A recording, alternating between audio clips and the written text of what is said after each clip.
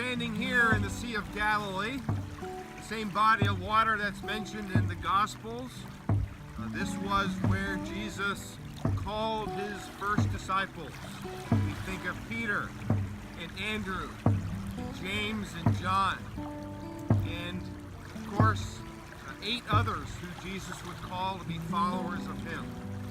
This body of water is a fresh body of water. It's about 13 miles in length, and at its widest point, it's about 7 miles.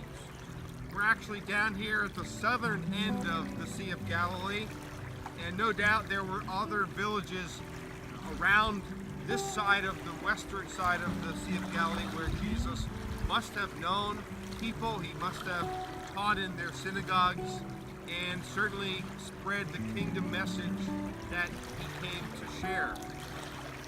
The Sea of Galilee today is fed by the Mount Hermon mountain range about 30 miles north of where we are now at. It's fed by 3 tributaries of the Jordan River that flows into this body of water, and then just south of us this water flows out of the Sea of Galilee into, again, the Jordan River, the lower part, and it then travels about 70 miles down to the Dead Sea. But just to think that this body of water is the same lake that Jesus knew and served in and around.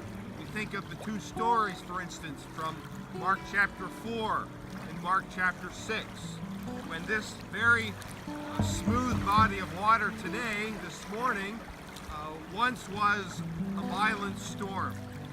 Those 2 narratives tell us that the disciples, first time, were with Jesus in a very small boat.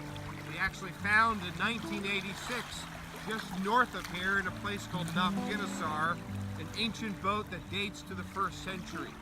It was probably a boat that only could really hold about 12 people if you crowded them into this small boat. But the first storm narrative is about the storm that comes quite quickly, and Jesus is sleeping in a boat, and all of a sudden they wake him up, and the disciples ask, "Don't you care if we drown?" But Jesus, of course, gets up, and with his divine power, he calms the storm on that occasion.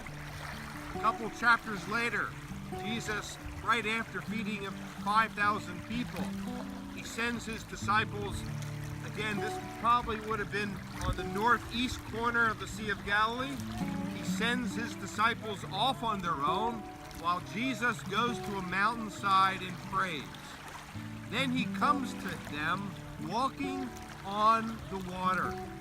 And there in Matthew 14, Matthew's version, it tells us that Peter actually is the only one who got out of the boat. He walks on the water until he takes his eyes off of Jesus. He walks on the water, but then he slips down under, and Jesus, of course, rescues him. It's a wonderful story of faith and trust. So once again, shalom, shalom here from the beautiful Sea of Galilee, here in the land of the Bible that we call Israel.